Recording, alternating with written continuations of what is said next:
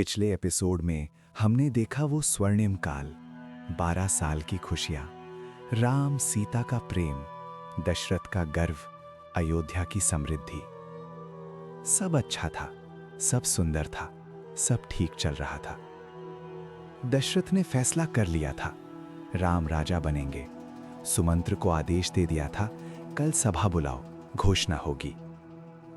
पूरी अयोध्या खुशी से झूम उठी। लोगों ने एक दूसरे को बधाई दी, राम राजा बनेंगे, हमारा राम। लेकिन उस रात जब सब खुश थे, जब सब नाच रहे थे, एक आंख देख रही थी, एक कुबड़ी दासी अपने कमरे की खिड़की से। उसका नाम था मंथरा।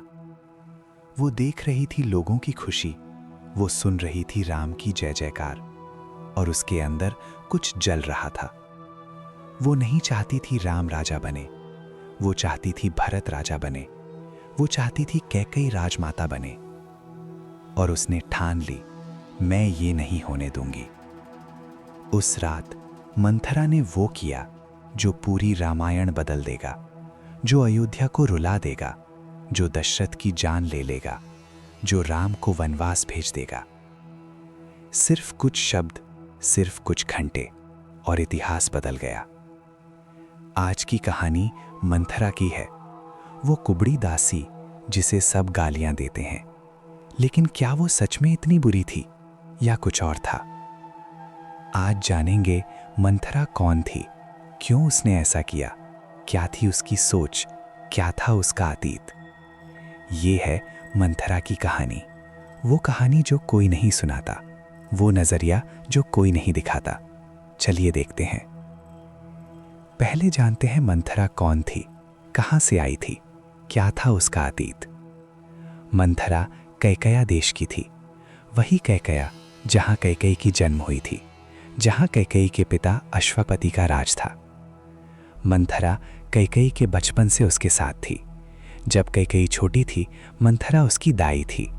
उसने कैकेयी को गोद में उठाया था, उसने कैकेयी को लोरी सुनाई थी, उसने कैकेयी को पहला कदम चलाना सिखाया था।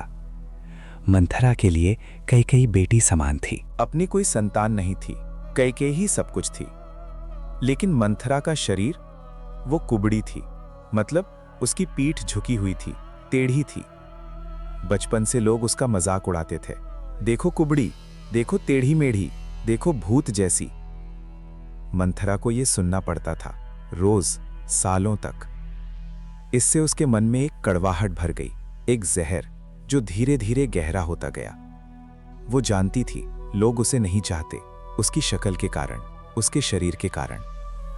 सिर्फ कैकेयी ने उसे कभी मजाक नहीं बनाया, सिर्फ कैकेयी ने उसे सम्मान दिया, सिर्फ कैकेयी ने उसे प्यार दिया। इसलिए मंथरा का पूरा संसार कैकेयी थी। उसके लिए कैकेयी की खुशी ही सब कुछ थी। कैकेयी का दर्द उसका दर्द था, कैकेयी की हार उसकी हार थी। ये प्यार था, हाँ, लेकिन ये अंधा प्यार था जो सही गलत नहीं देखता। जब कैकेयी की शादी दशरथ से हुई, मंथरा भी साथ आई, कैकेया से अयोध्या।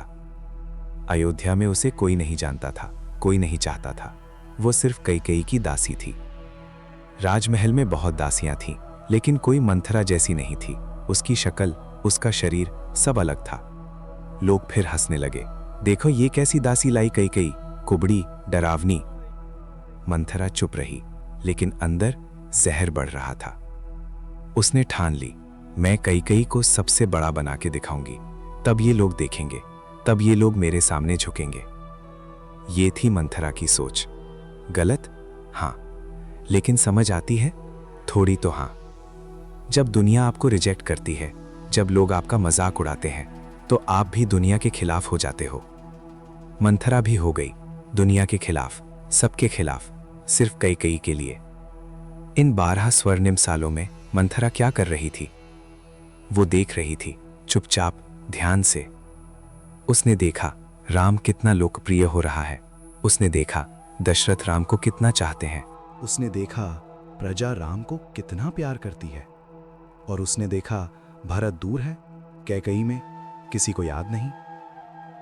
मंथरा के मन में डर बैठ गया, अगर राम राजा बन गया तो भरत क्या करेगा, तो कैकई क्या करेगी? ये डर सही था? नहीं, क्योंकि राम ने कभी भरत को अलग नहीं किया।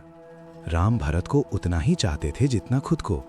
अगर राम राजा बनते, भरत भी सम्मानित रहता। लेकिन मंथरा की सोच छोटी थी। वो सिर्फ एक चीज देख रही थी, राम राजा इक्वल्स भरत हारा। ये गलत सोच थी, लेकिन मंथरा को कौन समझाए? इन 12 सालों में मंथरा चुप रही, कुछ नहीं बोली, कुछ नहीं किया। क्यों? क्योंकि मौका नहीं मिला, क्योंकि कैकई खुश थी राम से, क्योंकि कोई प्रॉब्लम नहीं थी। लेकिन मंथरा इंतजार कर रही थी अपने समय का, अपने मौके का। और वो मौका आज आ गया, जब दशरथ ने घोषणा की राम का राज्याभिषेक होगा। मंथरा के कान में ये बात पड़ी और उसका खून खौल गया। ये नहीं हो सकता, राम राजा नहीं बन सकता, भरत को राजा बनना चाहिए। उसने फैसला कर लिया, आज रात वो कैकई से मिलेगी, आज रात वो उसका दिमाग बदलेगी, आज रात वो इतिहास बदलेगी। मंथरा दौड़ी कैकई के कमरे की तरफ, तेजी से, अपनी कुबड़ी चाल से भी तेज। कैकई अपने कमरे में थी, खुश थी, मुस्कुरा रही थी। उसने भी सुन लिया था राम का राज्याभिषेक होगा और वो बहुत खुश थी। हां, सही सुना, कैकई खुश थी राम के राजा बनने पर। क्यों? क्योंकि कैकई राम को बहुत चाहती थी, अपने बेटे भरत से भी ज्यादा। यह सुनने में अजीब लगता है, लेकिन सच है। राम कैकई के लाडला था बचपन से। कैकई सोच रही थी, राम राजा बनेगा, कितनी अच्छी बात, मेरा लाडला सिंहासन पर, दशरथ जी कितने खुश होंगे। तभी दरवाजा खुला, मंथरा आई हांफते हुए, चेहरा लाल, आंखें जल रही थीं। कैकई ने देखा, अरे मंथरा, क्या हुआ? मंथरा बोली, रानी जी, आप यहां बैठी मुस्कुरा रही हो? कैकई बोली, हाँ, राम का राज्याभिषेक हो रहा है, खुशी की बात है। मंथरा रुक गई। उसने कैकई को घूर कर देखा, बोली, खुशी? आपको खुशी हो रही है? कैकई बोली, हाँ, क्यों नहीं होगी? मंथरा की आंखों में आंसू आ गए, नाटक के, चालाकी के। बोली, रानी जी, आप इतनी भोली हो, आपको पता नहीं क्या होने वाला है। कैकई कंफ्यूज हो गई, बोली, क्या होने वाला है? राम राजा बनेगा, अच्छी बात है।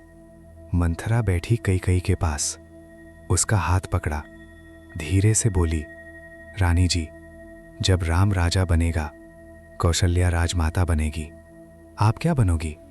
कैकई सोच में पड़ी, मैं क्या बनूंगी? मंथरा बोली, आप कुछ नहीं बनोगी, एक साधारण रानी जो राजमाता की सेवा करेगी। कैकई ने कहा, तो क्या हुआ, कौशल्या बड़ी हैं, उनका हक है। मंथरा की आंखें चमकी, हक? कौन सा हक? ये पहला बीज था जो मंथरा ने बोया, धीरे धीरे, सावधानी से। मंथरा जानती थी कैकई सीधी है, उसे जल्दी नहीं बदल सकती, धीरे धीरे करना होगा। उसने कहा, रानी जी, आप याद करो, दशरथ जी ने आपको 2 वरदान दिए थे, याद है? कैकई सोचने लगी, हाँ, याद था। बहुत साल पहले की बात थी। दशरथ युद्ध में गए थे, देवताओं के साथ असुरों से लड़ने। कैकई भी साथ गई थी। हाँ, वो योद्धा थी, रथ चलाना जानती थी। युद्ध में दशरथ का रथ टूटा, वो गिर गए, दुश्मन उन्हें मारने वाले थे। तब कैकई ने उन्हें बचाया, अपनी जवानी में, अपनी हिम्मत से। उसने दशरथ को सुरक्षित जगह पहुंचाया। दशरथ बहुत खुश हुए, बोले, कैकई, तूने मेरी जान बचाई, मैं तुझे 2 वरदान देता हूं, जो मांगेगी मिलेगा। कैकई ने कहा, अभी नहीं स्वामी, जब जरूरत होगी मांगूंगी। दशरथ ने कहा, ठीक है, जब चाहो मांग लेना। और वो वरदान अभी तक बाकी थे। मंथरा ने याद दिलाया, वो 2 वरदान आपने मांगे नहीं। कैकई बोली, तो क्या करूं उन वरदानों का? मंथरा मुस्कुराई, अंदर से, बाहर से चेहरा गंभीर रखा। बोली, रानी जी, अब समय आ गया है, अब वो वरदान मांगो। पहला वरदान राम को वनवास, दूसरा वरदान भरत को राज्य। कैकई चौंक गई, बोली, क्या, राम को वनवास? मंथरा बोली, हाँ रानी जी, वनवास, 14 साल का। कैकेयी खड़ी हो गई, उसका चेहरा लाल हो गया। बोली, तू पागल हो गई है मंथरा, राम मेरा लाडला है, मैं उसे वनवास क्यों भेजूंगी? मंथरा गिरने लगी नाटकीय अंदाज में। बोली, रानी जी, आप मुझे गाली दे रही हो, मुझे जो आपके लिए जान दे दूं? कैकेयी परेशान हो गई। नहीं नहीं, गाली नहीं दी, लेकिन तू ये क्या बोल रही है? मंथरा रोने लगी, नकली आंसू। बोली, रानी जी, मैं तो आपकी भलाई सोचती हूं, आपको पता नहीं जब राम राजा बनेगा भरत को क्या होगा? कैकेयी बोली, भरत को क्या होगा? वो भाई है राम का। मंथरा बोली, भाई आज भाई है, कल नौकर बनेगा, राम उससे काम करवाएगा, कौशल्या आपको डांट लगाएगी, आप दासी बन जाओगी। ये सब झूठ था। राम कभी भरत को नौकर नहीं बनाते, कौशल्या कभी कैकेयी को डांटती नहीं। लेकिन मंथरा ऐसे बोल रही थी जैसे सब सच हो, जैसे जरूर होगा। और धीरे धीरे कैकेयी के मन में शक आने लगा। पूरी रात मंथरा कैकेयी के पास बैठी बातें करती रही, जहर घोलती रही। रानी जी, याद करो, दशरथ जी ने कौशल्या से पहले शादी की, फिर आपसे, आप दूसरी पत्नी हो। जब राम राजा बनेगा कौशल्या सबसे बड़ी हो जाएगी, आप उसकी छोटी बन जाओगी, आपका कोई सम्मान नहीं रहेगा। कैकेयी सुन रही थी, पहले ऐतराज कर रही थी, फिर धीरे धीरे चुप होने लगी। मंथरा ने देखा कैकेयी सोच में पड़ गई। उसने और जहर डाला। और भरत, वो तो दूर है, कैकेयी में बैठा है, उसे कोई याद भी नहीं करता। राम राजा बनेगा, भरत क्या करेगा? कैकेयी बोली, भरत को राम से प्रॉब्लम नहीं है, वो राम से प्यार करता है। मंथरा हंसी, प्यार? बच्चे का प्यार, जब बड़ा होगा तब देखना, जब उसे पता चलेगा उसकी जगह राम ने ले ली, तब वो आपको कभी माफ नहीं करेगा। ये बात कैकेयी के दिल में लगी। भरत उसका बेटा था, अगर भरत नाराज हो गया। मंथरा ने देखा कैकेयी हिलने लगी। उसने आखिरी वार किया, रानी जी, आप याद करो, आपने दशरथ जी की जान बचाई थी, आपका हक है राज्य पर, आपके बेटे का हक है सिंहासन पर। अगर आज आपने कुछ नहीं किया तो कल आपका कुछ नहीं बचेगा। कैकेयी चुप हो गई, बहुत देर तक सोचती रही। फिर धीरे से बोली, मंथरा, तू सच बोल रही है? मंथरा ने कैकेयी का हाथ पकड़ा। बोली, रानी जी, मैंने आपको गोद में उठाया है, मैं आपकी बुराई कभी सोचूंगी? कैकेयी की आंखों में आंसू आ गए। वो मंथरा को अपनी मां समान मानती थी, उसकी बात पर भरोसा करती थी, और आज वो भरोसा जहर बन गया। कैकेयी बोली, तो मैं क्या करूं? मंथरा की आंखों में चमक आई, जीत हो गई। बोली, रानी जी, कोप महाराव में जाओ, ये कमरा है जहां रानी गुस्से में जाती है, वहां जाओ, गहने उतार दो, जमीन पर लेटो, जब दशरथ जी आए रो और वो 2 वरदान मांगो। कैकेयी सुन रही थी, अंदर कुछ टूट रहा था, लेकिन मंथरा की बातें उसे रोक रही थी। कैकेयी बोली, लेकिन राम मेरा लाडला? मंथरा बोली, राम आपका लाडला है, लेकिन भरत आपका बेटा है, खून का रिश्ता। राम को कौशल्या प्यार करती है, आपको कौन प्यारेगा अगर भरत नहीं? ये आखिरी जहर था और ये काम कर गया। कैकेयी उठी।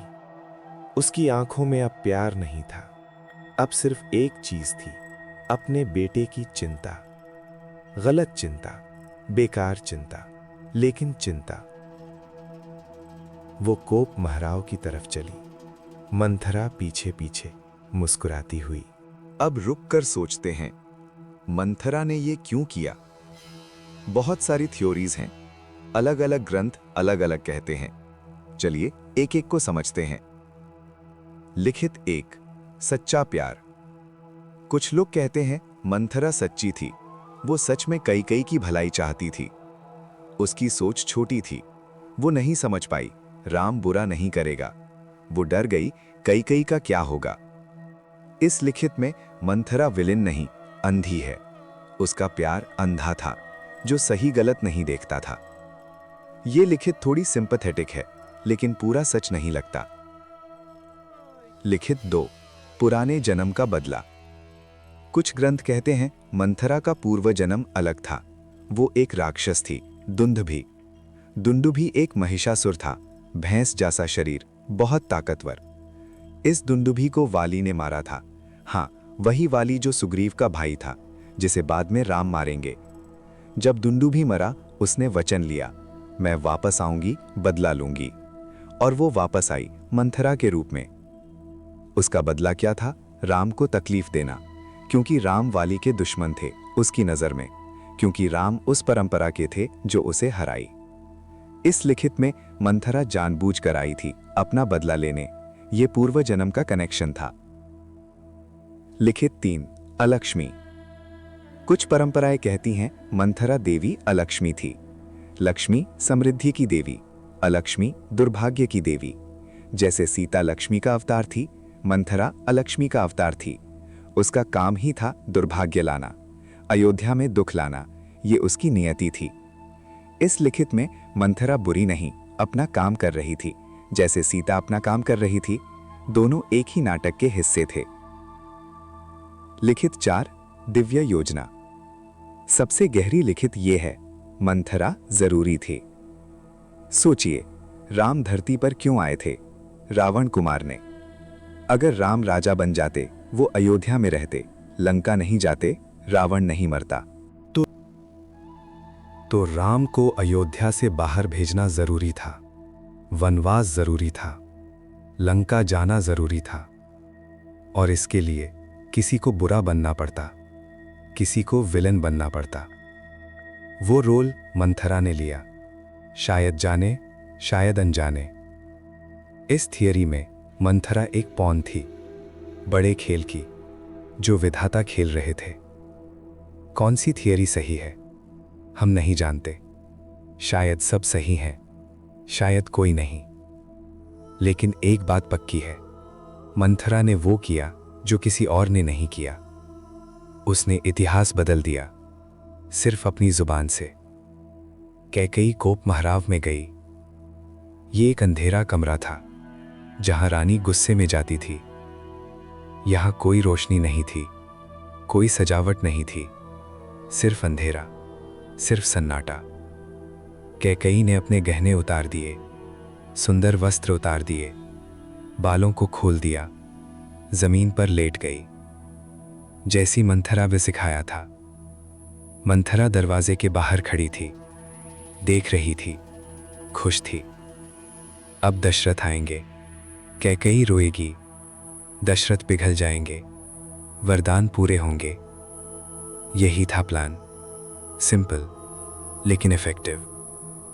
उधर दशरथ अपने कमरे में थे, बहुत खुश थे। कल राम का राज्याभिषेक, कल मेरा सपना पूरा होगा, कल अयोध्या के दिन बहुरेंगे। उन्होंने सोचा, कैकेयी को बताऊं, वो भी बहुत खुश होगी। दशरथ उठे, कैकेयी के कमरे की तरफ चले। जब कमरे में पहुंचे, कैकेयी नहीं थी। दासी से पूछा, रानी कहाँ है? दासी बोली, महाराज, रानी जी कोप महराव में हैं। दशरथ हैरान हुए, कोप महराव? आज जब इतनी खुशी है? वो कोप महराव की तरफ गए। अंदर देखा, अंधेरा था। कैकेयी, तुम यहां क्यों हो? कोई जवाब नहीं, सिर्फ रोना सुनाई दिया। दशरथ अंदर आए, जैसे तैसे रोशनी लाई गई। उन्होंने देखा, कैकेयी जमीन पर पड़ी थी, गहने नीचे पड़े थे, बाल बिखेरे थे, चेहरा रोया हुआ। दशरथ घबरा गए, बोले, कैकेयी, क्या हुआ? तुम ठीक हो? कैकेयी कुछ नहीं बोली, सिर्फ रोती रही।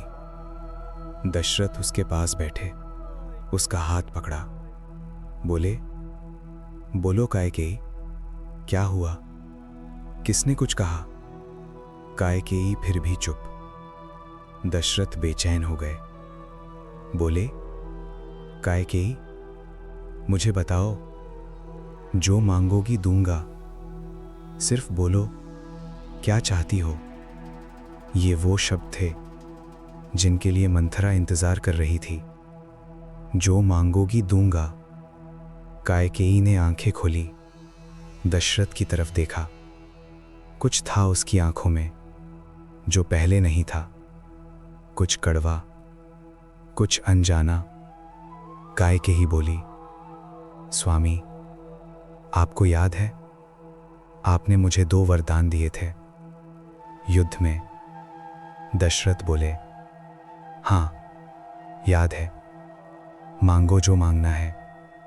कैकेयी उठी, सीधी बैठी, दशरथ की आंखों में देखा और बोली, पहला वरदान भरत को राज्य, दूसरा वरदान राम को 14 साल का वनवास।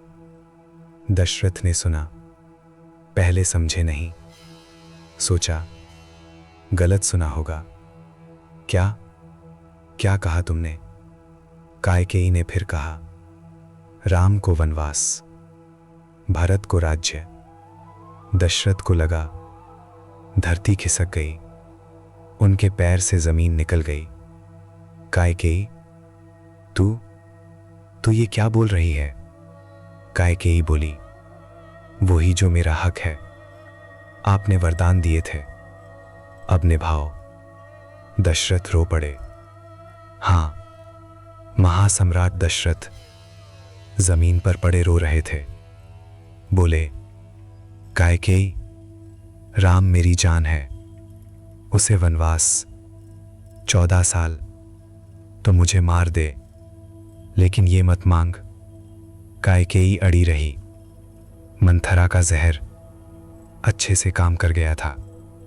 बोली, स्वामी, आप रघुवंशी हो, रघुवंशी अपना वचन नहीं तोड़ते।